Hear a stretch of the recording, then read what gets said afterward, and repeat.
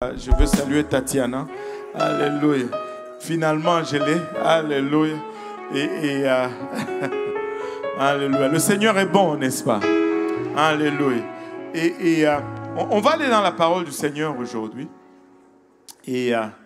Oh boy, on a plus de l'école du dimanche que de la congrégation aujourd'hui. Mince. On dirait que toute l'église s'est vidée quand les... Alléluia. J'ai bien dit l'école du dimanche. Je n'ai pas dit les parents avec les enfants. Alléluia. On va s'élever tous ensemble. J'ose croire que... je ne veux pas dire que je ne vais pas être long, mais je vais être moyen aujourd'hui. Je vais être moyen. Je venais avec un message ce matin, mais je me suis senti changer complètement de direction en cours de route. Donc je vais juste suivre l'esprit, c'est ce que j'ai fait à l'Est, et je vais faire la même chose ici, et voilà. Donc si ça sort peut-être désorganisé, c'est parce que je n'ai pas du tout de notes, je suis tout simplement l'esprit. Amen. Mais je sais que le Seigneur va nous parler. On va aller dans le livre des Actes, Actes chapitre 10. On va lire 2 versets. Actes chapitre 10, versets 5 et 6. Actes chapitre 10, versets 5 et 6. Alléluia. Merci à ceux qui ont été présents à la veillée de prière. Il nous manquait beaucoup de gens, mais nous avons eu un bon nombre. On a eu un bon moment de prière le vendredi soir. Malgré l'absence de tous les jeunes qui sont partis aux États-Unis. Et merci de votre présence. Amen. Et que le Seigneur se souvienne de vos sacrifices de sommeil et de temps de la part des âmes perdues et des divers besoins. Acte 10, verset 5, si vous l'avez trouvé, dites Amen. La Bible nous dit, envoie donc présentement, je vais lire de la version Osterval. Je ne sais pas si vous pouvez me mettre la version Osterval. Vous ne pouvez pas? Ah, vous pouvez.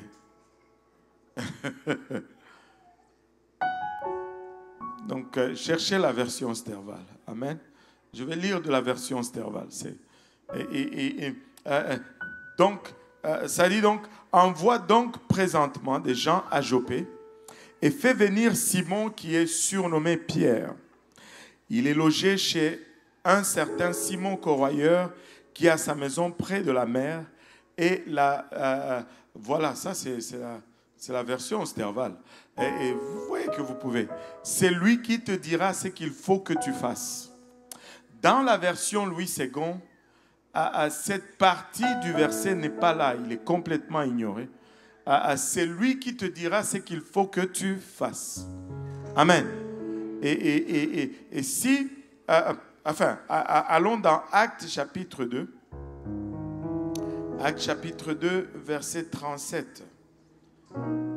Actes chapitre 2, verset 37 nous dit, « Ayant entendu ces choses, ils furent touchés de compunction en leur cœur et dirent à Pierre et aux autres apôtres, « Hommes frères, que ferons-nous » Corneille devait envoyer à Pierre pour qu'il vienne lui dire qu'est-ce qu'il faut qu'il fasse.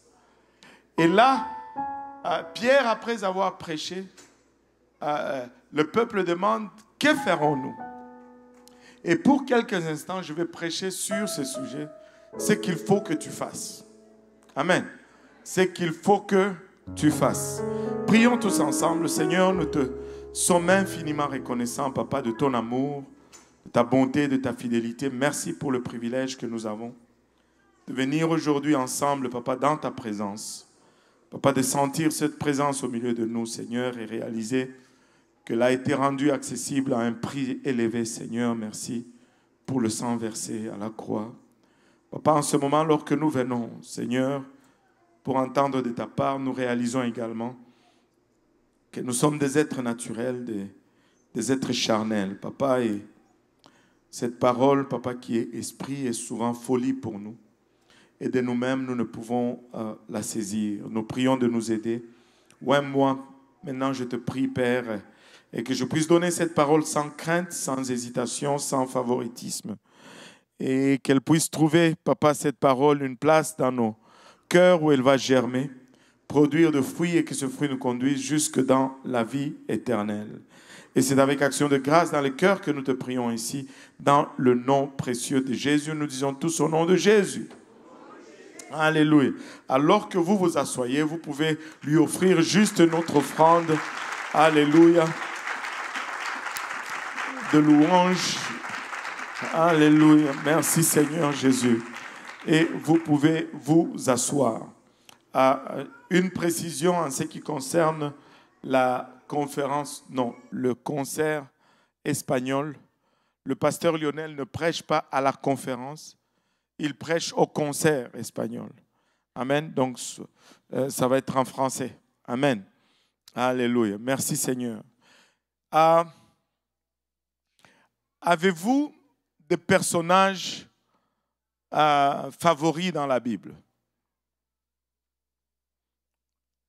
Est-ce qu'il y en a qui ont des personnages favoris ou des personnages préférés dans la Bible?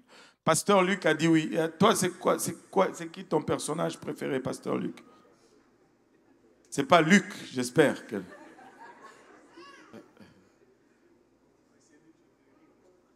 C'est Luc ton... il y a un peu de favoritisme.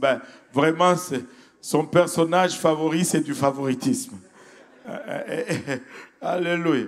Le frère d'Arrêt, toi, c'est qui ton... David. Il y en a beaucoup qui aiment David. Un autre personnage préféré, frère Roche. Jésus-Christ. Ça, c'est un peu, évident. Bon, ok, on va dire à part Jésus. Lui, on ne peut pas les comparer avec... On dit de nous, les normaux, là. Le frère Jean, Pierre-Yves. Joseph. Joseph, ça, Bilado. Ézéchiel. Ézéchiel. Il faut vraiment les chercher. Tatiana.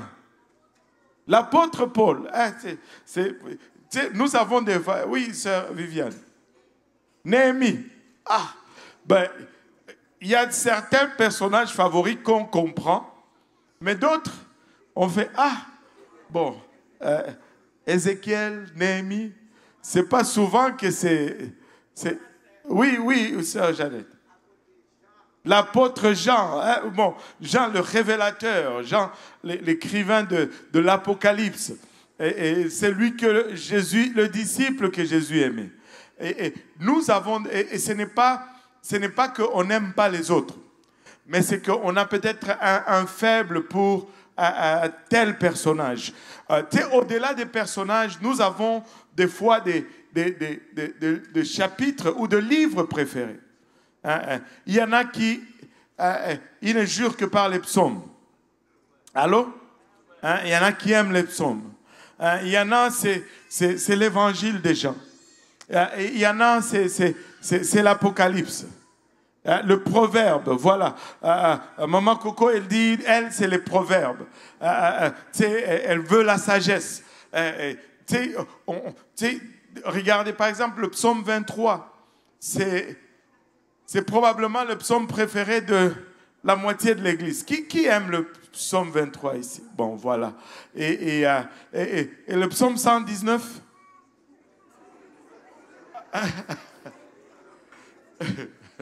Non, pas le psaume 119. Alléluia. Et pourtant, le psaume 119, il est très puissant. Très, très puissant. Très, très puissant. Anyway. Donc, nous avons des livres préférés. Nous avons des versets préférés. Jean 3,16. Tout le monde connaît Jean 3,16.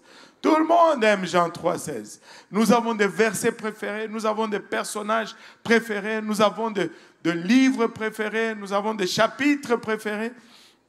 Et moi aussi, j'ai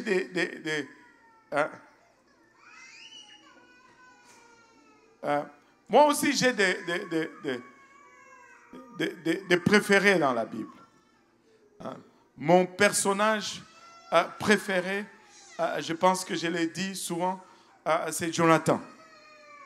Pas parce que j'ai un fils Jonathan, mais celui de la Bible, pas celui de la maison. Et Jonathan est un caractère qui s'illustre par son humilité, par sa simplicité, par la priorité dans sa vie. Jonathan priorise le royaume à lui-même. Jonathan était l'héritier au trône, le fils de Saül. Mais dès qu'il a su que David était celui que Dieu avait choisi, ça ne l'a pas dérangé de se retirer de la succession et de faire la promotion. Aujourd'hui, ce n'est pas un caractère qu'on rencontre beaucoup malheureusement. Jonathan, c'est un homme d'État. Mais je ne suis pas là pour parler de Jonathan. Je veux vous parler de mon chapitre préféré de la Bible. Mon chapitre préféré de la Bible, c'est Actes chapitre 10. Alléluia. Actes chapitre 10. Est-ce que c'est le préféré à quelqu'un aussi? Je suis tout seul. Alléluia. Je vais m'expliquer. Alors, Actes chapitre 10, c'est vraiment mon chapitre préféré de la Bible, parce que dans Actes chapitre 10, on voit non seulement l'essentiel de ce que l'œuvre du Seigneur Jésus-Christ était sur terre, mais on voit l'essentiel de l'application. L'application de l'œuvre de Dieu dans la vie de quelqu'un, dans le plus grand détail. Au fond, je dis que le chapitre 10 du livre des Actes couvre tous les angles en ce qui concerne l'application de la parole de Dieu ou du plan du salut de Dieu dans nos vies. Regardons ceci ensemble. Tu sais, le juif était sous cette impression que le Messie, le Seigneur Jésus-Christ, venait pour eux, que le salut était pour eux. Et au départ, c'était vraiment ça. Malgré la déclaration de Jean-Baptiste, alors qu'il introduit le Seigneur Jésus-Christ sur le rive du Jourdain en disant « Voici l'agneau de Dieu qui ôte les péchés du monde ». Ce n'était plus les péchés d'Israël, c'était le péché du monde. Mais malgré cela, le peuple juif ne s'était pas encore dissocié de l'idée que le Messie venait pour eux et que c'était eux qu'il était question d'eux et que ça s'est limité à eux tout seuls. Mais le chapitre 10 nous montre comment Dieu va faire entrer maintenant dans son plan du salut le restant de l'humanité. Le monde, selon la parole de Dieu, est divisé en deux catégories, les Juifs et les nations. Ça a été question de Juifs jusqu'à présent. Mais là, Dieu va faire maintenant entrer le premier païen dans son plan de l'Église. Amen. Nous savons tous que l'Église est née le jour de la Pentecôte. Il n'y a pas d'équivoque là-dessus. Toutes les dénominations sont au moins d'accord là-dessus. Qu'on soit protestant, catholique, adventiste, témoin de Jéhovah, vous pouvez toutes les nommer. Nous allons être d'accord au moins sur un point, que l'Église est née le jour de la Pentecôte. La Pentecôte, c'était 50 jours après la résurrection de Jésus. Jésus est ressuscité 40 jours après. Il a réuni les apôtres et il leur a donné une recommandation. Allez à Jérusalem et attendez jusqu'à ce que vous recevez la puissance d'en haut. Il est monté ce jour-là. Ils sont allés à Jérusalem. Et ils ont attendu 10 jours. Alléluia. Et le 10e jour, Dieu a versé de son esprit, alléluia, pour la première fois sur un groupe de gens. Ils étaient 120 dans la chambre haute. Et lorsque l'esprit de Dieu est tombé sur eux, il y a eu un bruit comme celui d'un vent impétueux. Le livre des Actes, chapitre 2, nous dit, et des langues semblables à de langues de feu séparées les unes des autres se sont posées sur chacun d'eux. Et tous ces 120 personnes ont commencé à parler en d'autres langues, comme l'esprit leur donnait de s'exprimer. Mais les 120 personnes étaient tous des Juifs. Les 120 personnes étaient tous des Juifs. Même Marie, la mère de Jésus, était dans cette salle. Elle a reçu le Saint-Esprit parce que la Bible nous dit, et ils furent tous remplis. Oh, on remet d'abord mon verset. Et ils furent tous, que tout le monde dise tous. tous remplis du Saint-Esprit, et ils commencèrent à parler des langues étrangères selon que l'Esprit leur les faisait parler. Et c'était le début. Et ce jour-là, il y a eu du bruit à Jérusalem. Et les gens ont accouru à cette commotion. Regardez le verset 5. Le verset 5 nous dit, or, il y avait alors à Jérusalem des Juifs, que tout le monde dise encore des Juifs. Des Juifs craignant Dieu de toutes les nations qui sont sous le ciel. Ils sont venus de toutes les nations pour célébrer la Pentecôte. Ils sont venus de partout dans le monde. Mais ils étaient toutefois des Juifs. Ils étaient toutefois des Juifs. Et ils ont commencé à se poser des questions. Mais qu'est-ce que ceci signifie? Certains disaient, ils sont ivres. Mais Pierre se levait ce jour-là. Il a répondu à cette déclaration. Il a dit, ces gens ne sont pas ivres comme vous le soupçonnez. Il n'est que à 9 heures du matin. Et apparemment, en ces temps-là, tu ne pouvais pas être ivre à 9 heures du matin. Si Pierre était de nôtre aujourd'hui, il ne pouvait pas dire cela aujourd'hui, parce que tu peux trouver des ivrognes à 9 heures du matin. Il n'est que 9 heures du matin, ces gens ne sont pas ivres. Mais ce que vous voyez, c'est ce que le prophète Joël avait prophétisé. Dans les derniers jours du Dieu, je verserai de mon esprit sur toute chair. Alléluia. Et c'est ce que vous êtes en train de témoigner. L'esprit de Dieu est tombé sur ces gens, et c'est cela. Et ce jour-là, Pierre a prêché le tout premier message de l'Église. Le tout premier message de l'Église, prêché par le soi-disant premier pape de l'Église. Amen. Alléluia. Et si nous regardons le contexte de son message, il a prêché Jésus qui est venu, Jésus qui a été injustement tué, crucifié à la croix. Il a été enseveli, mais 3 jours après, il est sorti du tombeau.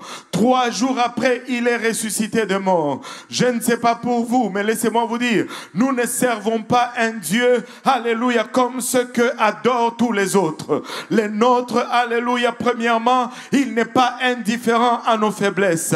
Il compatit à notre état parce qu'il a revêtu la même faiblesse que nous avons. Il a porté cette même chair. Il a fait face à la même mort que tu crains. Mais laisse-moi te dire, il est sorti victorieux de cette mort. 3 jours après, il est sorti de la tombe. 3 jours après, la tombe n'a pas pu le contenir. 3 jours après, il est ressuscité. Alléluia. Et il est vivant aujourd'hui. Alléluia. Et ces Juifs qui étaient là ce jour-là étaient touchés. Alléluia. Dans leur cœur. Et ils ont posé cette question à Pierre. Mais qu'allons-nous faire donc? Après avoir entendu le message, ils ont déduit qu'ils devaient faire quelque chose. Mais ils ne savaient pas quoi faire. Et ils ont posé la question, que devons-nous faire? Et certes, Pierre les a répondu. Et sa réponse reste d'actualité aujourd'hui. Mais allons voir un peu Corneille. Ces jours-là, je vais juste paraphraser rapidement ces jours-là, 3000 personnes se sont ajoutées à l'église. Il y a eu 3000 personnes ce jour-là, ce même jour, alléluia, qui ont été baptisées au nom de Jésus. 3000 personnes ce même jour qui ont été remplies du Saint-Esprit avec l'évidence de parler en langue. En un seul jour, nous nous réjouissons parce qu'il y a eu 1018 personnes, quelque chose, qui ont reçu le Saint-Esprit. Mais le jour de la Pentecôte, c'était 3000 personnes le même jour. Laissez-moi vous dire, nous avons encore cette promesse que la pluie de l'arrière-saison va être plus abondante, alléluia, que celle de la première saison. Nous anticipons le jour où nous allons avoir plus que 3000 personnes qui sont remplies du Saint-Esprit le même jour, 3000 personnes qui se font baptiser le même jour. Nous anticipons ce jour-là et ce jour-là arrive. Alléluia. Et là, c'était le juif. Maintenant, Dieu s'apprêtait à faire entrer le païen ou les gentils, comme nous. Des fois, quand on dit païen, on se sent insulté. Ça sonne comme une insulte, païen. Toi, tu es païen, toi. Non. des gentils. La Bible dit nous sommes gentils, des gentils. Alléluia. Et quand est venu le temps de faire entrer les gentils dans le royaume, le Seigneur n'a pas choisi juste n'importe quel gentil. Il a choisi les pires des gentils, les plus orgueilleux qu'il pouvait trouver. Il a pris Corneille. Là, tu me demandes, mais pasteur, où est-ce que tu as trouvé le fait que Corneille était le pire des gentils, le pire de païens, pour ne pas dire, et le plus orgueilleux? Ben, regardons un peu ceci ensemble. Corneille était romain. Amen. Italien. Romain. Rome était l'empire qui dominait le monde à l'époque. Rencontrer un Romain, c'est comme si tu rencontrais un Américain aujourd'hui. Là, vous êtes tous d'accord avec moi. Allô? Allô? Ils étaient au sommet de la chaîne alimentaire, les Romains. C'est eux qui dirigeaient le monde. Ils avaient l'armée la plus puissante et la plus redoutable. Tout le monde craignait les Romains et tout le monde voulait être Romain. Il y a de ces choses qui ne changent pas. Je me rappelle d'une histoire et vous savez, des fois, on n'aime pas les Américains, mais on veut quand même devenir Américain. Avez-vous remarqué cela? Et il y a une histoire, ma fille qui travaillait, Sifa qui travaillait à l'aéroport pour Air Canada à l'époque. Il travaillait avec une de ses amies et son amie lui disait « Ah, ces Américains, je les déteste. Ils sont tout le temps orgueilleux, ils sont comme ci, ils sont comme ça. » Et puis Sifa elle ne disait rien, elle souriait seulement. Et puis, durant la journée, la même journée, quelques heures plus tard, je ne sais pas comment c'est tombé dans la conversation, elle dit « Ah, demain, je ne travaille pas. » Il dit « Pourquoi? » « Oh, je dois aller à l'ambassade américaine pour récupérer mon passeport. »« Ah, tu es américaine, chanceuse !» Et il disait à un moment « Ah, c'est ça, mais chanceuse !» C'était ça le Romain de l'époque. C'est eux qui dominaient le monde. Et non seulement Dieu est allé choisir un Romain, mais il est allé choisir un soldat romain. Les soldats romains étaient les plus durs de leurs époques. Ce sont des gens qui faisaient la plupart de leurs conquêtes à pied. Ils ont fait face à des batailles et des combats durs. La guerre à l'époque, ça ne se battait pas à des centaines de kilomètres. Non, non, il n'y avait pas d'armes, c'était à l'épée. La bataille était rude et féroce. On s'entretuait en se voyant le blanc de l'œil. On s'est découpé et on s'est déchiqueté. Ces gens-là étaient des durs à cuire. C'était des durs, des vrais durs. Ils ont fait face à des choses horribles. C'était des gens endurcis. Et non seulement il a choisi un soldat romain, il a choisi un centurion romain. C'est-à-dire un soldat qui a fait autant de batailles que ces batailles lui a donné, alléluia, un niveau dans l'armée. Il est devenu colonel, je ne sais pas moi, dans l'armée, à cause des batailles qu'il a combattues. Il n'a pas choisi le plus simple à convertir, on va dire. Il a choisi les durs des durs. Et tu me dis, mais pourquoi tu dis tout cela, pasteur? J'ai dit tout cela pour te dire ceci. Peu importe ta situation, Dieu est capable de te sauver. Dieu peut te sauver. Peu importe ce que tu as traversé, il n'y a rien de trop dur pour le Seigneur. Il n'y a rien de trop éloigné pour le Seigneur. Si nous lui offrons notre cœur et nous tournons vers lui, alléluia, il est assez juste et assez bon pour nous atteindre là où nous sommes. Et cet homme à Corneille, il habitait Césarée. Et il était centurion dans la cohorte appelée italique ou romaine. Ça, je suis dans Actes chapitre 10. Et le deuxième verset nous dit, il était religieux et craignait Dieu.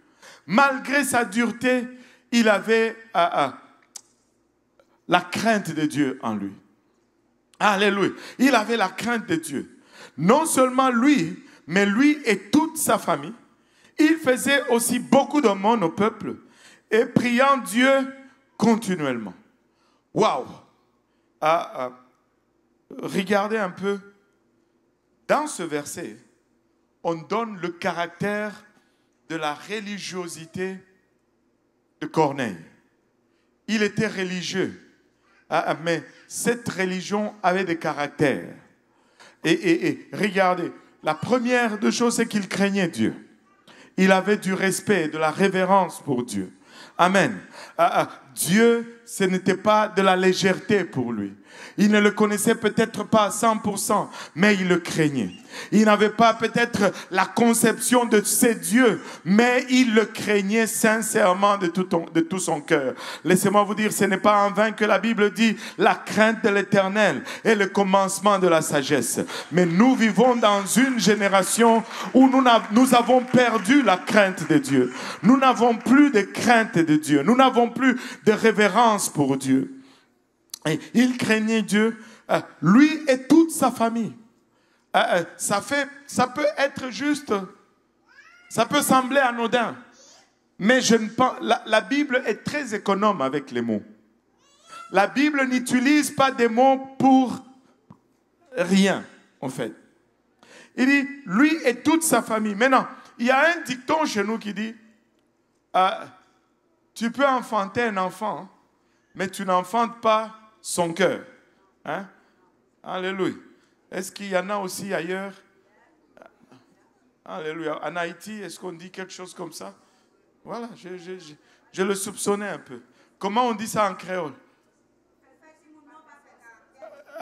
Vous faites Timoun là pas faire caractère? Alléluia. Voilà. Alléluia.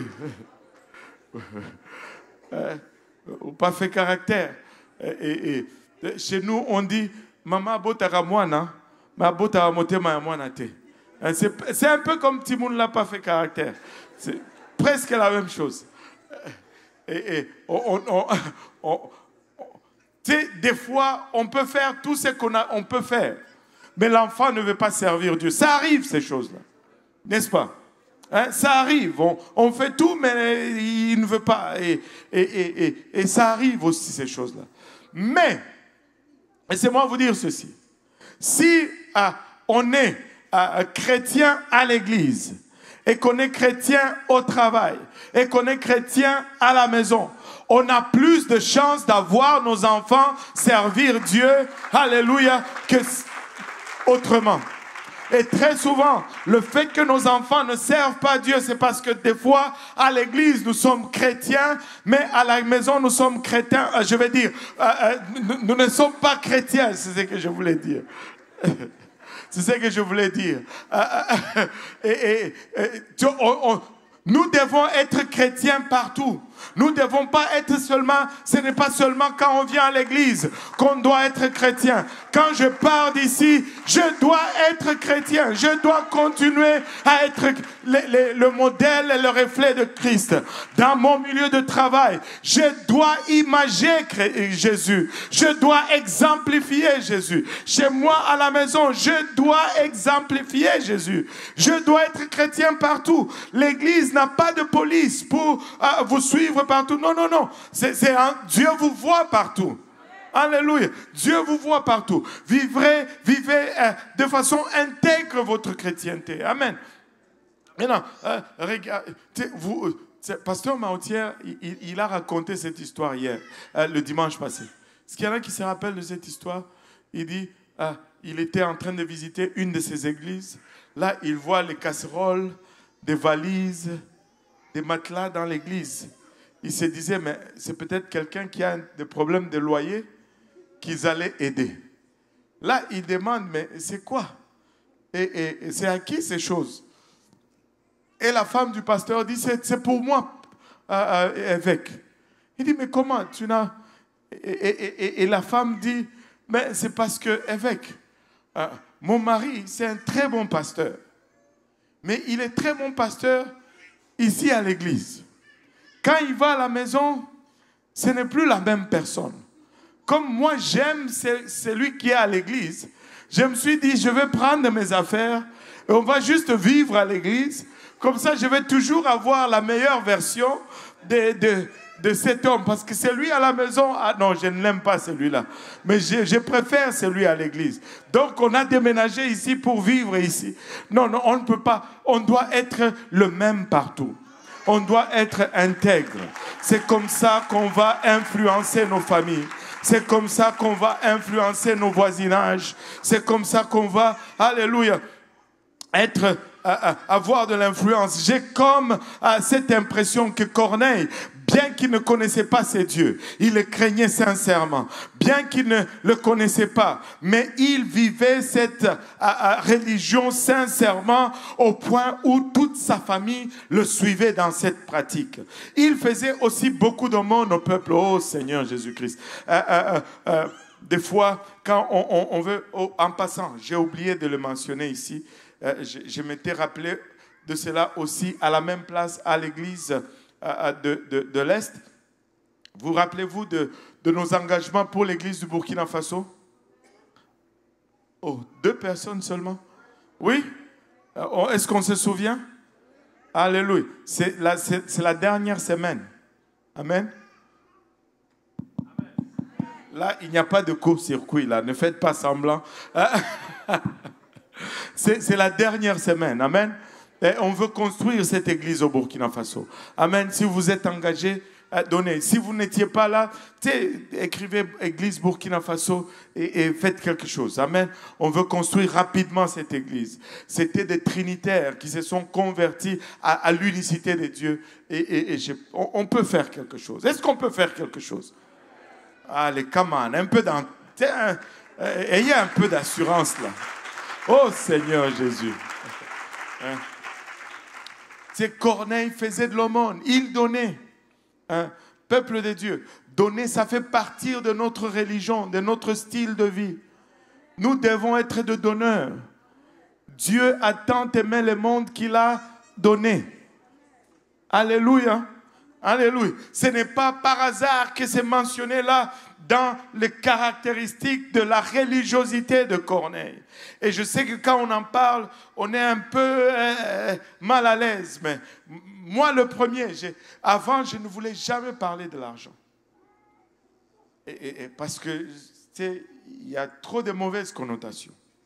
Mais le Seigneur m'a délivré de cela. Quand j'ai besoin et qu'il me dit de me parler, j'en parle. Amen.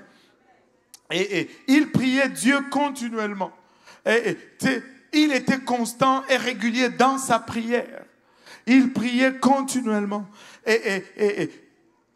Il avait on peut dire, une relation avec Dieu. Il avait une relation avec Dieu. Il avait une expérience spirituelle. Amen. Mais regardez, le verset 3 nous dit, il vit clairement dans une vision environ la 9e heure du jour, un ange de Dieu qui entra chez lui et lui dit, Corneille, et ayant les yeux attachés sur l'ange et tout effrayé, il dit, qu'y a-t-il, Seigneur? Et l'ange lui dit, tes prières et tes aumônes sont montées en mémoire devant Dieu. Non seulement, alléluia, il priait, non seulement il craignait Dieu, non seulement, alléluia, il donnait, non seulement il était fidèle dans sa prière, non seulement il a tenu toute sa maison dans les voies de Dieu, mais un ange lui est apparu. Un ange lui est apparu. Oh Seigneur Jésus, si un ange apparaissait à certains d'entre nous, on ne pourra plus rien leur dire. Allô? J'ai vu un ange. Qu'est-ce que tu vas me dire? Moi, je prends le thé chaque après-midi avec le Seigneur. Moi et Dieu. Alléluia. Mais Corneille a vu un ange. Si nous le regardons selon le standard de la chrétienté, je ne dis même pas du monde aujourd'hui, de la chrétienté aujourd'hui, on le mettrait déjà au ciel. Oui, vrai ou faux? Vrai ou faux?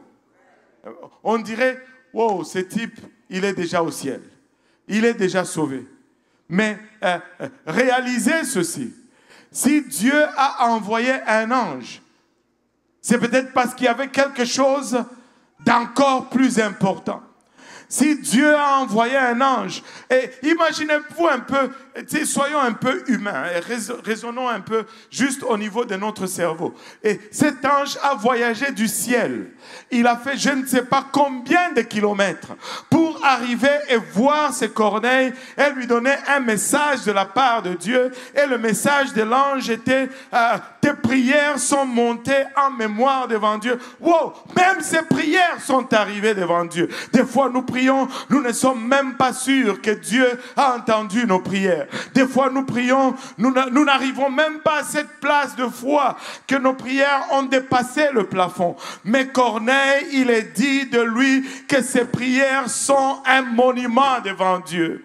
Ces offrandes sont un monument devant Dieu. Dieu s'en souvient et il envoie l'ange. Et il dit, envoie donc présentement des gens à Joppé et fais venir Simon qui est surnommé Pierre. Il est logé chez un certain Simon corroyeur qui a sa maison près de la mer. C'est lui qui te dira ce qu'il faut que tu fasses. Corneille, certes, tu pries, mais tu dois encore faire quelque chose. Corneille, tu donnes de l'aumône, mais tu dois encore faire quelque chose. Corneille, alléluia, tu gardes ta famille dans mes voies, mais tu dois encore faire quelque chose. Il y a quelque chose qu'il faut que tu fasses, Corneille. Et cette chose est tellement importante, alléluia, que si c'est tellement important que le Seigneur a dépêché tout un ange pour le lui apporter attention. Alléluia. Et là, l'ange lui dit, envoie à Joppé, fais venir Pierre. Et il va te le dire. Wow.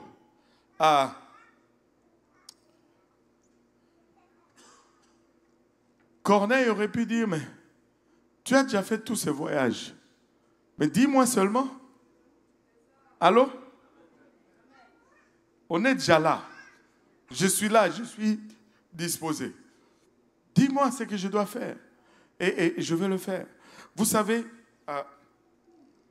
il ne faut pas confondre l'expérience spirituelle avec le salut.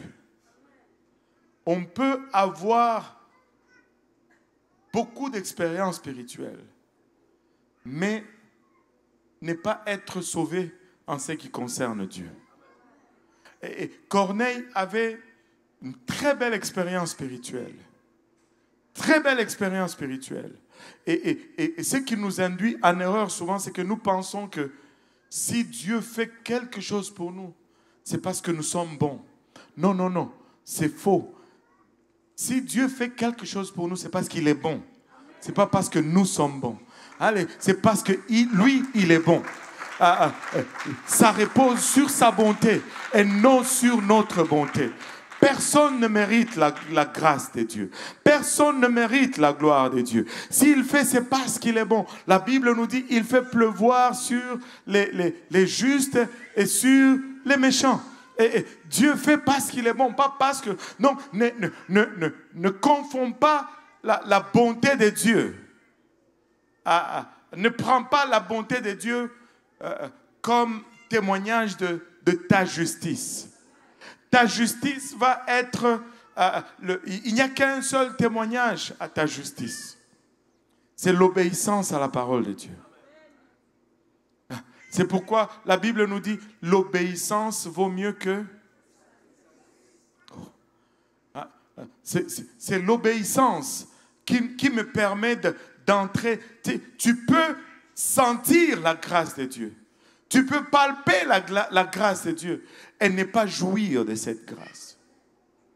Et c'est une place triste que d'arriver juste à cette place où tu ressens la grâce de Dieu. Mais parce que tu n'obéis pas, tu ne jouis pas de cette grâce. Alléluia. Vous rappelez-vous du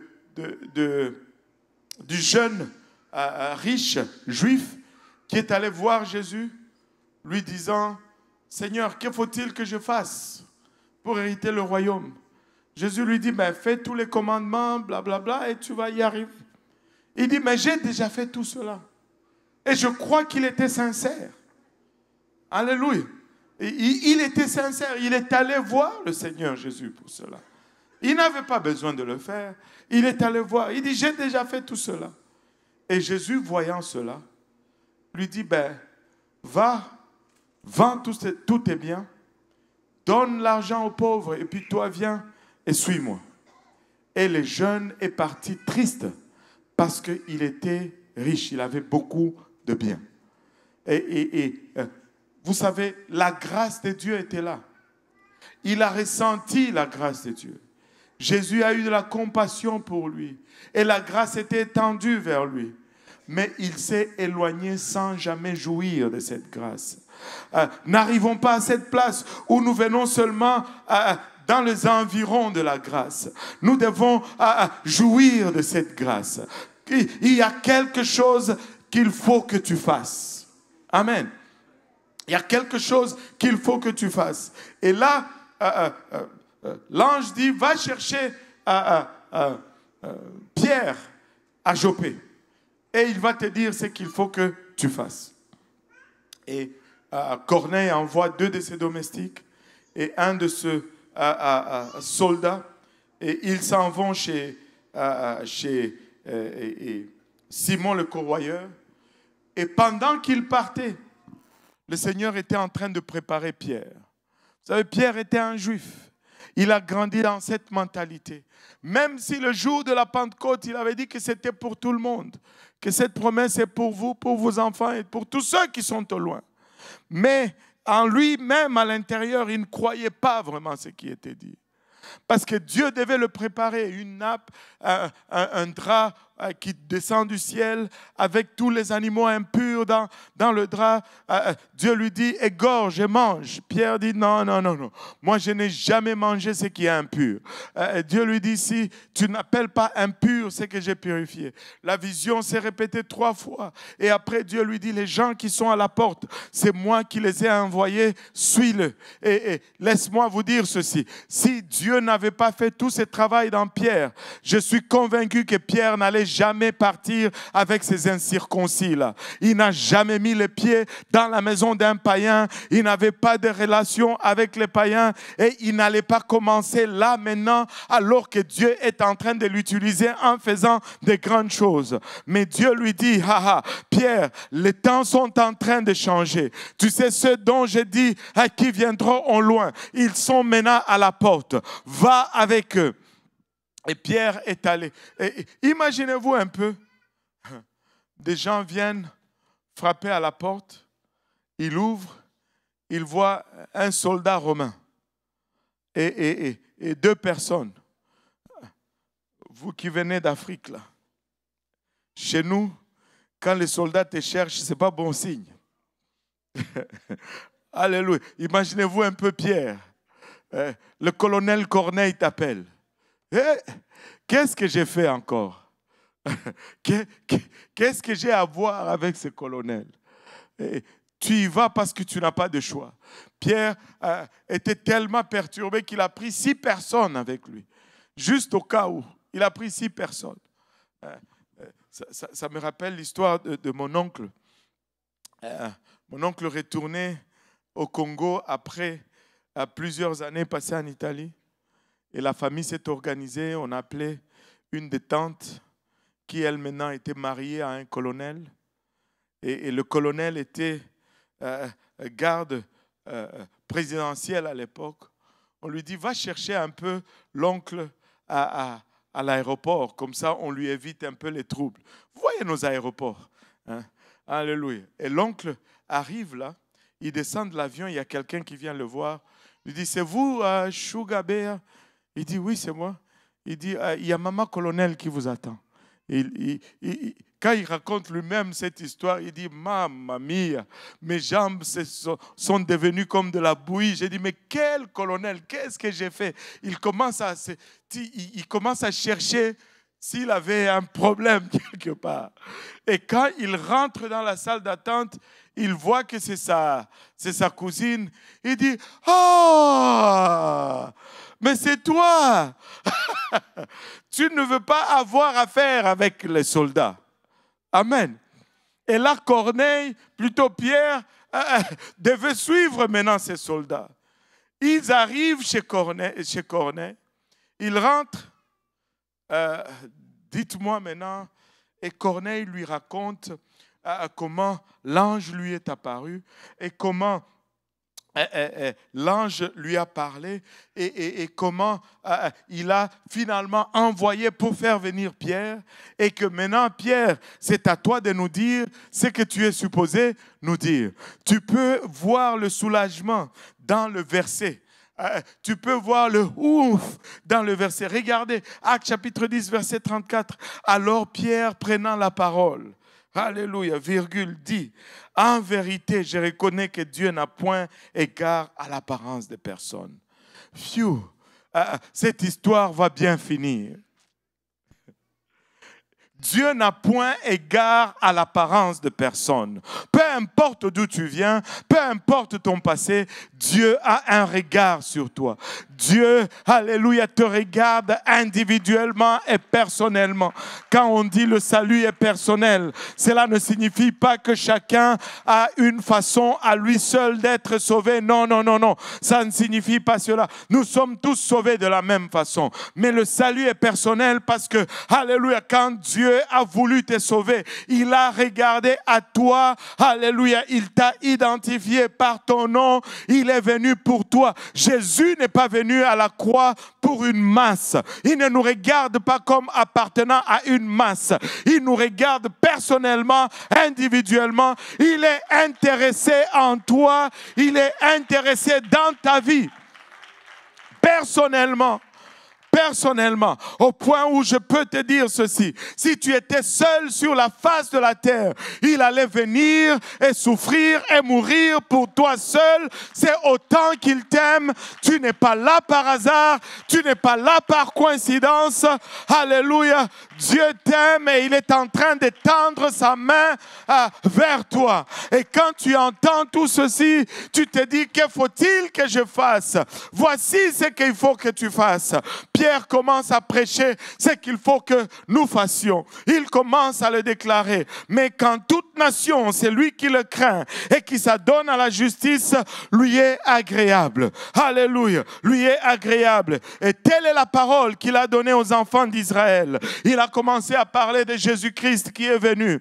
Alléluia. Qui a été injustement condamné. Il a continué à parler de ce Jésus qui est allé à la croix. Alléluia. Pour des crimes. Alléluia. Que lui n'avait pas commis. Pour des crimes que moi et toi avions commis. Il a été crucifié, torturé. Il est mort à cette croix. Il a versé de son sang. On l'a descendu de la croix après la mort. Et on l'a mis dans une tombe. Mais dans cette tombe, il a fait 3 jours. Mais 3 jours après, il est sorti victorieux de cette tombe. 3 jours après, il a vaincu la mort. 3 jours après, il est ressuscité de cette tombe. Et c'est une bonne nouvelle que Jésus soit mort à la croix, qu'il ait été enseveli et qu'il ait ressuscité. Ça donne de l'espoir dans ma vie de désastre. Ça donne de l'espoir dans ma vie de maladie. Ça donne de l'espoir dans ma vie d'épreuve. Ça me remet de l'espoir. Il a vaincu la mort. Je peux vaincre alléluia, à quoi je fais face. Il a vaincu la mort. Je peux vaincre également. Et Pierre a prêché Jésus-Christ. Pierre n'a pas prêché un autre message que celui qu'il a prêché le jour de la Pentecôte. Je vous mets au défi. Allez, regardez votre Bible et voyez partout où ils allaient. Ils prêchaient toujours le même message. Ils prêchaient toujours le même message. Ils prêchaient toujours le même message. Mais tu dis, pasteur, tu prêches toujours le même message. Oui, parce que le même message nourrit toujours. Ça nourrit toujours. Alléluia. Certains d'entre vous ici ont mangé du riz avant-hier. Vous avez mangé du riz hier. Aujourd'hui, vous allez manger du riz. Demain, vous allez encore manger du riz. Le sac de riz est à moitié. Vous avez acheté un autre sac de 50 kilos de riz. Il y a d'autres, c'est le foufou. Foufou demain, foufou hier. Alléluia. Vous ne vous dites pas, oh, c'est le même foufou, ça ne me nourrit pas. Non, non, non. Aujourd'hui, j'ai besoin de mon foufou. Demain, nous allons prêcher le même message. C'est le message qui sauve. C'est le message qui transforme. C'est le message qui guérit. Le monde, il n'y a pas un autre message plus puissant que l'évangile. On peut parler de toute autre chose. Mais laissez-moi vous dire, l'ange n'est pas venu dire à Pierre, Alléluia, non, non, non. Il faut que tu fasses quelque chose. Il faut que tu fasses quelque chose, Corneille. Pierre plutôt à Corneille. Laissez-moi vous dire, Pierre l'a prêché. Mais alors qu'il prêchait encore ce message, où est-ce que je suis rendu? Comme Pierre tenait, verset 44, comme Pierre tenait encore ce discours, la Bible nous dit, le Saint-Esprit descendu sur tous ceux qui écoutaient ce qu'il disait. Poum! Le Saint-Esprit est tombé. Laissez-moi vous dire, à chaque fois que tu prêches l'évangile, Dieu remplit les gens du Saint-Esprit. Dieu altère leur éternité. Nous sommes dans les affaires de l'éternité. Dieu altère leur éternité. Laissez-moi vous dire ceci. Un de nos anciens a dit ceci une fois, que je dois aller au ciel. Tu dois aller au ciel, n'est-ce pas? Alléluia. Est-ce qu'il y en a qui veulent aller au ciel? Alléluia. Je veux aller au ciel. Tu dois aller au ciel. Il dit, si tu n'allais pas au ciel, tu irais en enfer. Il n'y a pas de neutre là. Si tu ne vas pas au ciel, tu vas en enfer. La vie que tu as menée ici sera la seule meilleure de vie que tu aurais connue. Parce que là-bas, ça va être pire. Ça serait ton ciel, ça, la vie. Vraiment.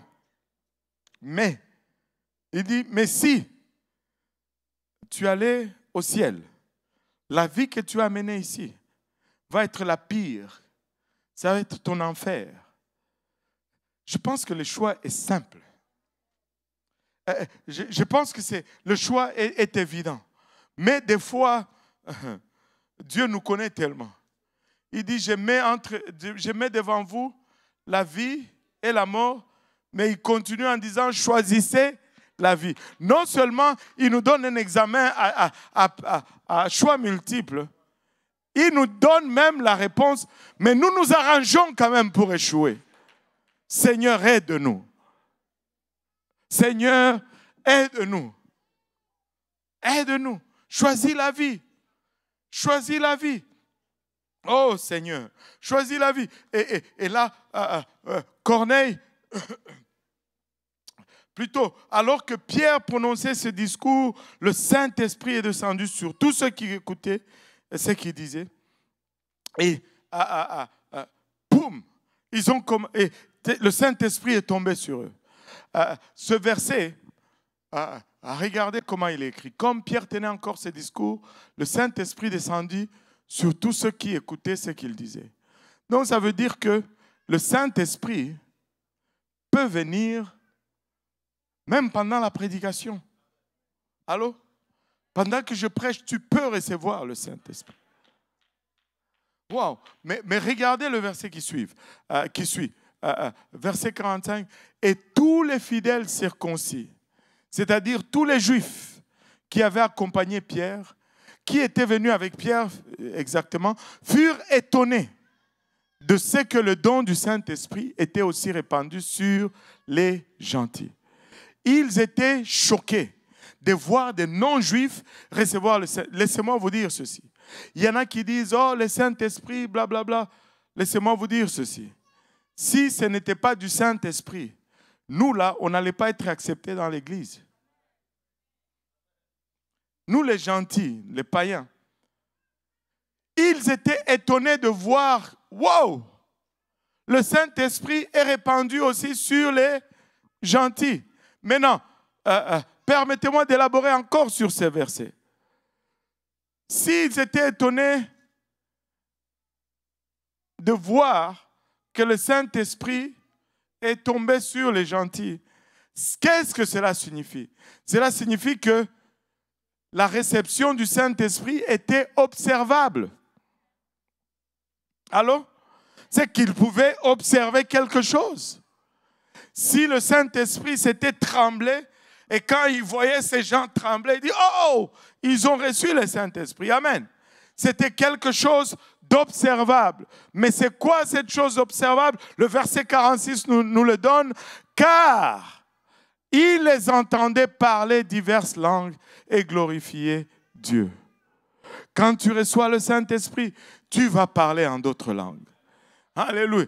Que faut-il que je fasse? Corneille, il faut que tu te répandes.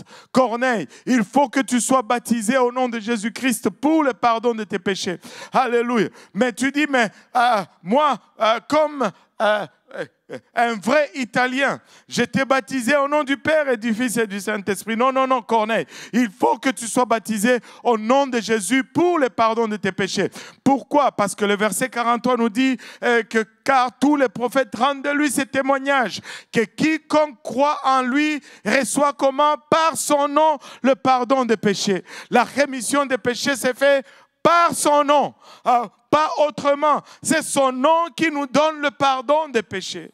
C'est pourquoi Pierre dit dans Actes 2, 38, « Repentez-vous et que chacun de vous soit baptisé au nom de Jésus-Christ, pas au nom du Père et du Fils et du Saint-Esprit, mais au nom de Jésus-Christ pour le pardon de vos péchés et vous recevrez. » Regardez, alléluia, le temps... comment on appelle ça? Impératif. Et vous recevrez les dons du Saint-Esprit. Pas vous pourriez recevoir ou vous pouvez recevoir. Non, vous recevrez le don du Saint-Esprit. Il a continué en disant, car la promesse... Oh, c'est un peu bizarre. C'est coupé votre verset là. Car la promesse... Non, continue seulement. Car la promesse a été faite à vous, à vos enfants et à tous ceux qui sont éloignés, en autant que le Seigneur, notre Dieu, en appellera. Oh Seigneur, Dieu est en train d'appeler. Avez-vous entendu son appel? Alléluia. Dieu est en train d'appeler. Maintenant même, il est en train d'appeler. Si tu portes attention, tu vas entendre, alléluia, son appel. Si tu portes attention, il est réellement en train d'appeler en ce moment même. Tu dis, ben, j'ai pas entendu. Laisse-moi te faire entendre. Donne-moi Jean chapitre 7, verset 37. Jean chapitre 7, verset 37.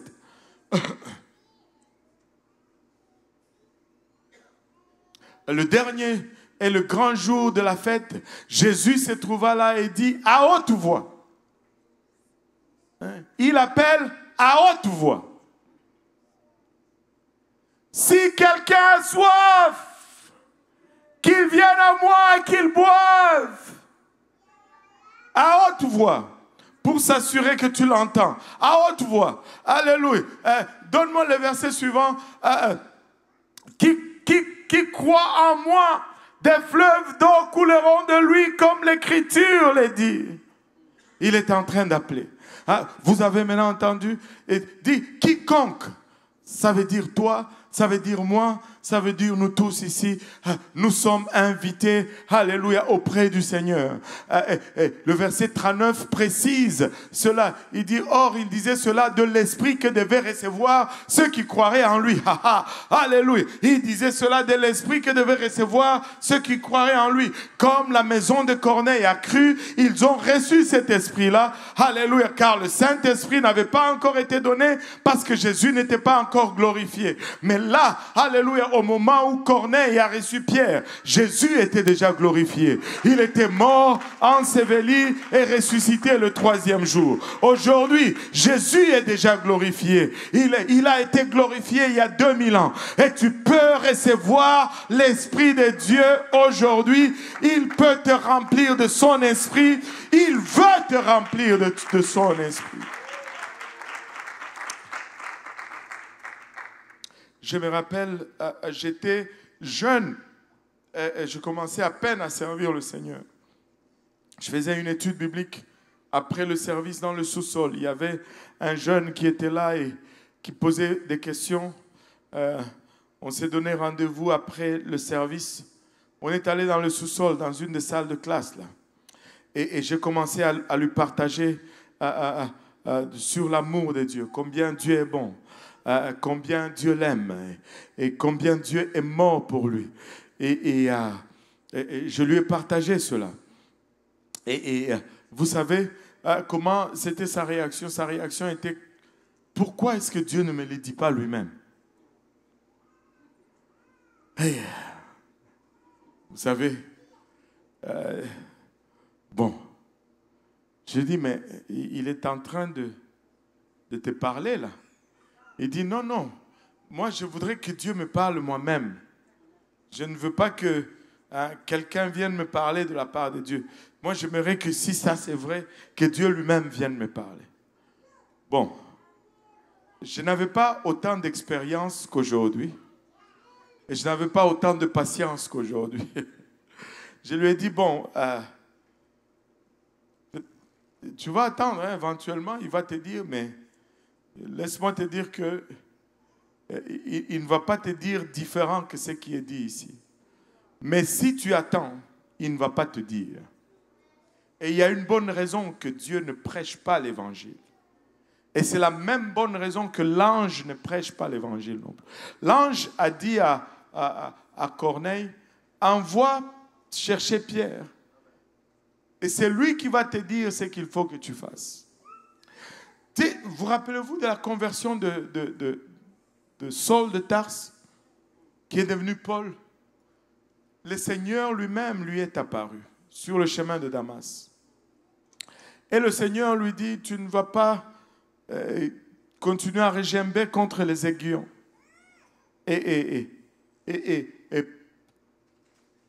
Paul, souvenez-vous, la question de Paul aussi. Qu'est-ce que Paul avait posé comme question? Qui es-tu? Oui, mais après, que faut-il que je fasse? Il y a toujours quelque chose à faire. Que faut-il que je fasse? C'était la question de Paul aussi. Et qu'est-ce que le Seigneur lui a dit? Rentre dans la ville, on viendra te dire ce qu'il faut que tu fasses. Et là, c'est Ananias, un autre humain mortel comme Paul ou comme Pierre, qui est allé. Avez-vous, Ananias aussi ne voulait pas trop avoir affaire avec les soldats. Il dit, Seigneur, lui là, j'ai entendu qu'il fait des massacres. Pourquoi est-ce que c'est moi qui dois aller l'évangéliser? Il a hésité. Le Seigneur lui dit, non, non, non, vas-y, c'est correct. Ça va aller. Et il est allé. C'est Ananias qui lui a prêché. Un ange ne va jamais prêcher l'évangile. Parce qu'un ange n'a jamais expérimenté l'évangile. Les anges ne sont pas sauvés. Les anges qui sont perdus et ceux qui ne sont pas perdus ne sont pas perdus. Il n'y a pas de changement de camp comme pour nous. Parce qu'ils n'ont pas expérimenté cela, ils ne peuvent pas le prêcher. Ils n'ont pas de témoignage à donner. Le Seigneur Jésus-Christ n'est pas sauvé. Quand je dis cela, les gens sont choqués. Ce que je veux dire, c'est que il n'a jamais été perdu pour être sauvé, au fait. Il n'a jamais été perdu. Donc, il n'a pas été sauvé. Mais il a établi l'évangile. Le Seigneur a établi l'évangile. Il n'a pas obéi à l'évangile. Il l'a établi. Il l'a produit. Nous nous jouissons de l'évangile. Nous ne produisons pas l'évangile. C'est lui qui l'a produit. Amen. Alléluia. Et donc, Jésus et les anges ne prêchent pas l'évangile. L'évangile sera toujours prêché par un homme. La prédication de l'évangile, c'est votre responsabilité et ma responsabilité. Nous devons prêcher l'évangile, frères et sœurs. Nous devons la prêcher partout. Partout, c'est la seule chose qui compte. Corneille, tu fais bien. mais tu n'as pas encore obéi à l'évangile. Corneille, alléluia, tu mènes une vie de piété, mais tu n'as pas encore obéi à l'évangile. Corneille, tu as une justice en toi, mais cette justice, c'est comme des linges sales. Tu dois t'approprier de la justice que moi j'ai fait, et c'est la seule justice qui peut te rétablir dans la relation avec le Seigneur Jésus-Christ. Vous voyez, nous avons hérité une nature pécheresse. Nous l'avons hérité de nos pères, qui l'ont hérité de leur père, qui l'ont hérité de leur père, qui l'ont hérité de leur père, jusqu'à Adam et Ève. Et naturellement, nous sommes déchus. Naturellement, nous sommes corrompus. C'est pourquoi nous faisons le mal de façon naturelle. Pour faire le bien, il faut que tu t'efforces. Allô? Ça prend un effort pour faire le bien. Regardez, un enfant là, il commence à mentir tout seul. Tout seul, tu n'as pas besoin de lui apprendre. Personne ne va asseoir son enfant et lui dire, mon fils, maintenant tu as 3 ans, je vais t'apprendre mensonge 101. Et on va regarder première leçon aujourd'hui. Non, non, non. Même avant 3 ans, 2 ans déjà, il renverse le sucre dans la cuisine. Qui a renversé le sucre? Ce n'est pas moi. Mais il a les sucres aux mains, à la lèvre, partout. Mais ce n'est pas lui quand même. Parce que c'est inné en nous. Qui ont des enfants ici? Maintenant, qui est-ce que...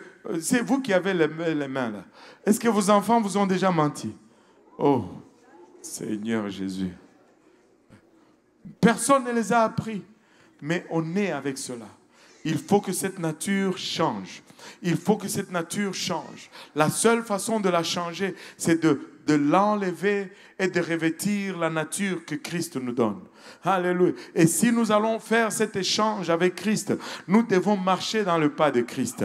Il est mort, je dois mourir. Il a été enseveli, je dois être enseveli. Il est ressuscité, je dois aussi ressusciter pour pouvoir obtenir cette nature, alléluia, que Christ a établie. Tu dis à mourir. Je ne veux pas mourir. Moi non plus. Et vous savez, nous aimons aller au ciel, mais personne ne veut mourir. Et pourtant, c'est plus beau au ciel. Non? Alléluia. Ça aurait été l'idéal. Si on se repentait, on se faisait baptiser au nom de Jésus-Christ et qu'on était rempli du Saint-Esprit et puis pouf, on tombait subitement mort. Hein? Pierre-Yves, ce serait l'idéal. Mais Pierre-Yves secoue la tête et dit, j'ai un mariage, pasteur. Attends un peu. Il y a un mariage à venir. Que je me marie au moins avant. Alléluia. Mais c'est le ciel. Personne ne veut aller au ciel. Tout le monde veut aller au ciel, mais personne ne veut mourir. Mais Dieu dit, ok, je comprends que vous ne voulez pas mourir. On va tuer personne. Mais au moins, on va mourir dans notre volonté. Hein? Parce qu'avec cette nature déchue, nous avons une volonté déchue. Nous mentons, nous trichons, nous volons, nous forniquons, nous buvons, nous disons des mauvaises paroles, mais nous tuons cette volonté. Nous arrivons d'abord à une place où nous reconnaissons que nous ne marchons pas dans la bonne direction. Nous demandons pardon à Dieu. Mais la repentance, ce n'est pas seulement la demande de pardon. On demande pardon, mais on prend aussi la décision de faire un demi-tour, de marcher dans le sens contraire. J'arrête de mentir, j'arrête de forniquer, j'arrête de tricher, j'arrête de voler, j'arrête toutes ces choses. Je marche, je tourne dos au monde. Je marche dans une direction contraire. Tu te dis, mais pasteur, qui peut faire ça? Personne ne peut faire ça. Alléluia. De par toi-même, tu ne peux pas faire cela. Mais si tu te dis, Seigneur, c'est ça que je veux. Alléluia. Et assure-toi, il va te donner son esprit. Et c'est grâce au Saint-Esprit que tu vas commencer à marcher dans cette nouveauté de vie. Oh, certes, au début, ça va être difficile, mais alléluia, un jour à la fois, alléluia, un jour à la fois, en persévérant dans cette direction, ta nature va changer. En imbibant, alléluia, ton cerveau avec les bonnes choses, tu vas voir que tes désirs commencent à changer. Alléluia, ta volonté commence à changer. Tu commences à aspirer à ce qui est meilleur. À ce qui est meilleur. Alléluia. Moi que vous voyez, j'étais un grand fanatique de Bob Marley. Je connaissais toutes les chansons de Bob Marley. Celles, comme je l'ai dit toujours, celles de avant, pendant et après sa mort. Je les connaissais toutes. Parce qu'il y avait des chansons qui sont sorties après sa mort. Et je pouvais te dire, ça c'était tel concert, en telle circonstance. Les concerts avaient duré autant. Ça c'était à telle place. C'était le concert. On avait dit pas de marijuana. Il a caché les marijuana dans ses cheveux. Quand le concert, je les avais toutes les historiques et les arrière-plans, les avant-plans, les à-côté-plans, je les avais toutes. Mais tranquillement, quand je suis venu à Dieu, le Seigneur a commencé à me détourner de ces choses. J'ai arrêté d'écouter cela. Mais c'était encore dans ma tête. Ça a pris du temps avant que ça s'efface là-dedans. Mais plus tu mets les choses de Dieu, plus les choses du monde, alléluia, s'éteignent et diminuent graduellement. Alléluia. Tu ne vas pas commencer en flèche, alléluia, mais il faut que tu commences quelque part. Au début, c'était compliqué. Je pouvais être en train de prier, mais subitement dans le cœur, je dis, wow, c'est quoi ça, Seigneur, aide-moi. Je devais me battre avec cela. Mais plus j'avançais, plus ça finissait. Plus j'avançais, plus ça devenait faible. Plus j'avançais jusqu'à ce que, alléluia, Dieu donne la victoire. La repentance est réelle. La repentance se met sur le chemin de la transformation. Il faut se repentir. Dieu ne nous sauve pas dans nos péchés, il nous sauve de nos péchés. Alléluia. Alléluia. Après la repentance, oh, je dois faire vite. Après la repentance, c'est le baptême d'eau. À la repentance, on meurt. Mais au baptême d'eau, on se fait ensevelir.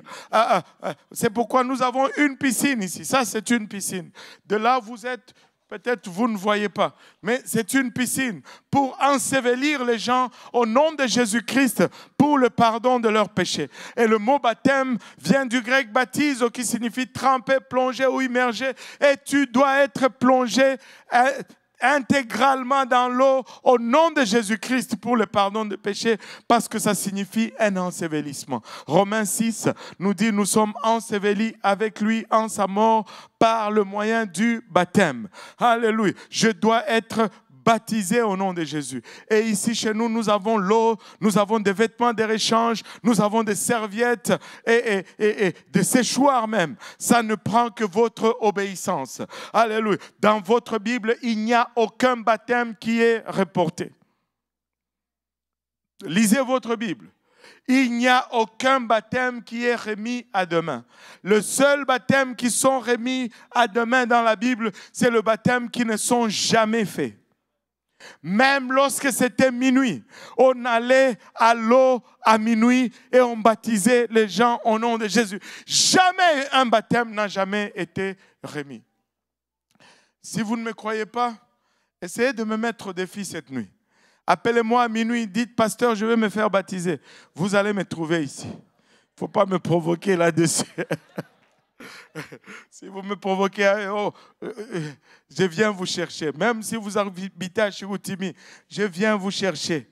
Alléluia. Et parce que c'est essentiel. C'est capital. C'est l'expérience. C'est l'expérience spirituelle ultime. Tu sais, toute expérience n'est pas salut. Corneille avait une expérience spirituelle. Mais Corneille n'était pas prêt à rencontrer son Créateur. Et son Créateur a vu la sincérité de Corneille. Il a dépêché un ange pour lui dire, il y a quelque chose qui te manque, Corneille. Va faire venir Pierre, il va te dire. Et après cela, c'était le baptême. Ils ont été remplis du Saint-Esprit. Laissez-moi vous dire, je dois recevoir le don du Saint-Esprit avec l'évidence de parler en langue si je vais avoir l'expérience du salut. Je dois me repentir, je dois être rempli, je dois être baptisé au nom de Jésus pour le pardon de mes péchés et je dois être rempli du Saint-Esprit avec l'évidence de parler en langue. Le parler en langue est l'évidence que j'ai reçu le baptême du Saint-Esprit. Et regardez un peu. Des fois, nous allons recevoir le Saint-Esprit et nous allons expérimenter cela. Et nous allons dire, waouh, Dieu m'a déjà rempli du Saint-Esprit, je n'ai plus besoin de me faire baptiser. Regardons un peu l'opinion de Pierre, c'est lui que Dieu a envoyé pour parler à Corneille. Et on a lu, regardez le verset 47. Alors Pierre reprit, quelqu'un peut-il refuser l'eau du baptême à ceux qui ont reçu le Saint-Esprit aussi bien que nous? Ça ne semble pas à une déclaration de, puisque vous avez reçu le baptême du Saint-Esprit, ça semble plutôt dire, vu que vous avez reçu le baptême du Saint-Esprit, vous devez, ça c'est le verset Acte 10, 47. Alors là, ça veut dire que vous devez absolument être baptisé au nom de Jésus. Regardez le verset 48. Oh là là, 47. Donne-moi un peu 48, sinon on va penser que ce n'est pas dans la Bible. Alors Pierre prit la parole et dit, quelqu'un pourrait-il empêcher qu'on ne baptise ceux qui ont reçu le Saint-Esprit aussi bien que nous? Parce que la question était maintenant, est-ce que les païens ont besoin d'être baptisés? Pierre dit, oui. Et il commanda. La version Louis II dit, il ordonna. Un commandement. Il ordonna qu'on les baptisât au nom du Seigneur. Après cela, ils le prièrent de demeurer quelques jours avec eux. Je cherchais la preuve où est la preuve du fait que Corneille a été baptisé? On aurait pu dire, il commanda, c'était un ordre. Donc, on déduit qu'il s'est fait baptiser. Mais c'est là-dedans.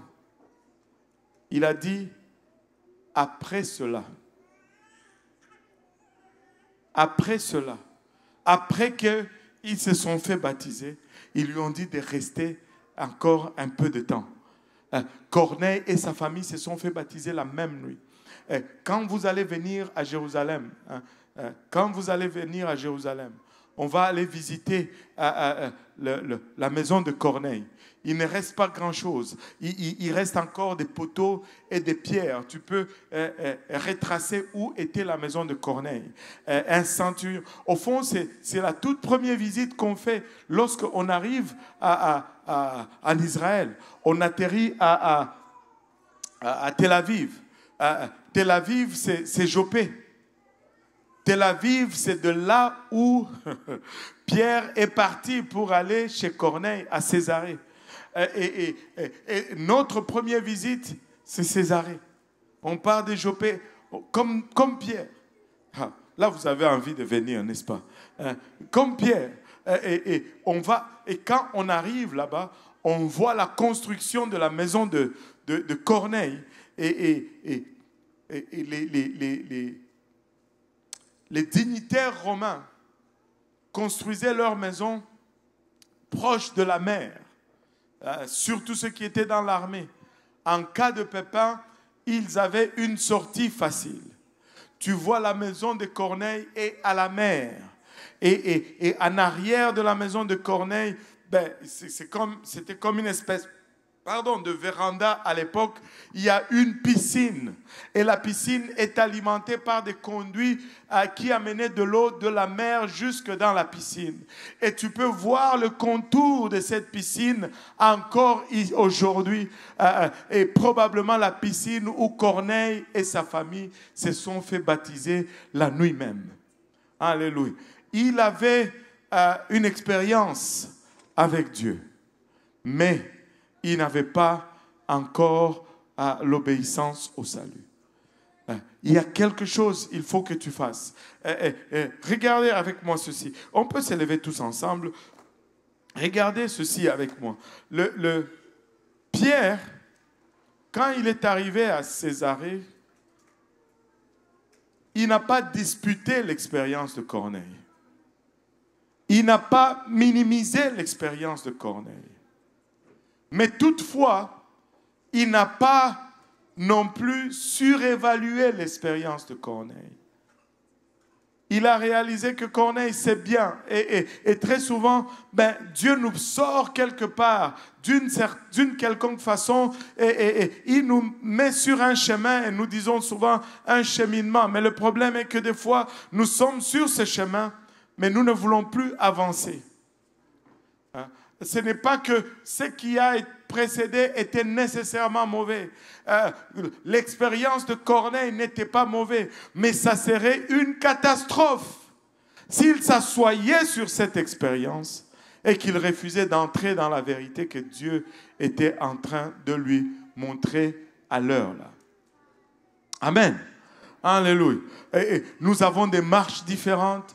Nous sommes venus de gauche et de droite, mais nous tous, si nous n'avons pas encore fait cette chose, nous devons faire cette chose. Parce que sinon, tous nos efforts seraient vains dans le Seigneur. Je dois me repentir. Je dois me faire baptiser au nom de Jésus pour le pardon de mes péchés. Et je dois recevoir le Saint-Esprit avec l'évidence de parler en langue. Et vous êtes dans un lieu où vous pouvez faire ces expériences au total. Je vais vous inviter, on a encore 15 minutes, je vais vous inviter à venir à l'avant, les hommes à ma gauche, les dames à ma droite, et on va passer juste un moment dans la prière et le Seigneur va nous visiter. N'hésitez pas, venez, on va... on ne va pas vous faire des choses que vous... mais venons tous ensemble. Amen. Venons tous ensemble. Ne laissons personne en arrière. Venons ensemble. Alléluia. Dieu veut nous toucher aujourd'hui. Dieu veut nous rencontrer. Dieu veut nous remplir. Alléluia. Dieu veut nous remplir. Je me rappelle de maman Madeleine, elle recherchait le Saint-Esprit, elle revenait, mais un jour Dieu l'a rempli, oh que c'était la joie. Alléluia, n'est-ce pas? C'est réel, n'est-ce pas maman? Alléluia, Dieu remplit du Saint-Esprit. Et quand il t'est rempli de son esprit, tu parles en d'autres langues comme il te donne de t'exprimer. Alléluia, gloire au nom de Jésus. Mais si tu es déjà, alléluia, rempli, alléluia, laisse le Seigneur juste te rafraîchir dans sa présence. Nous avons tous besoin de boire à nouveau. Nous avons tous besoin, alléluia, de voir à nouveau. Oh, la présence de Dieu est en ces lieux, peuple de Dieu. La présence de Dieu est palpable, alléluia, elle est intense en ces lieux aujourd'hui. Et il va remplir quelqu'un. Avant quoi que ce soit, nous allons d'abord tous fermer les yeux et nous allons nous repentir tous ensemble. Amen. Alléluia. On va fermer les yeux et on va baisser nos têtes et on va tous se repentir ensemble. On ne peut pas être baptisé avant la repentance. On ne peut pas recevoir le Saint-Esprit avant la repentance. Alléluia. Je veux prier à haute voix. Si tu ne sais pas comment te repentir, tu peux juste prier avec moi. Tu peux répéter ce que j'ai dit, mais ne répète pas seulement, mais fais de cela ta prière. Personnalise cela. Alléluia. Prions tous ensemble. Seigneur, Nous te sommes infiniment reconnaissants, Papa, pour ton amour, ta bonté, ta présence en ces lieux, Seigneur. Merci pour cette présence, Papa, palpable en ces lieux. Papa, nous sommes indignes de cette présence parce que nous sommes pécheurs et le péché nous empêche, Papa, de venir dans ta présence. Mais tu as versé de ton sang afin que nous puissions nous approcher au travers de ce sang, Seigneur.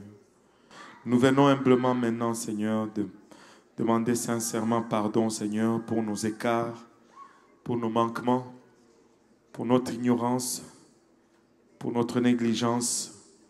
Papa, pour notre entêtement, des fois, c'est expressement que nous avons péché contre toi et toi seul. De sorte que si tu nous condamnais aujourd'hui, tu serais juste dans tes sentences, Seigneur. Mais toutefois, nous prions, Seigneur, que tu daignes nous regarder au travers de ton sang, Seigneur. Pardonne-moi aujourd'hui, Papa. Pardonne-nous tous ensemble, ô Père. Ilabashata. Efface nos transgressions, Papa. Pardonne nos iniquités, ô Éternel. Ilabashata.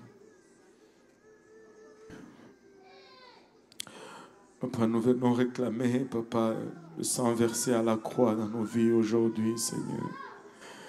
Et nous venons prendre, Papa, cette ferme décision, Seigneur, de faire tout en notre pouvoir, Papa, pour te suivre, Papa, dès aujourd'hui, Seigneur.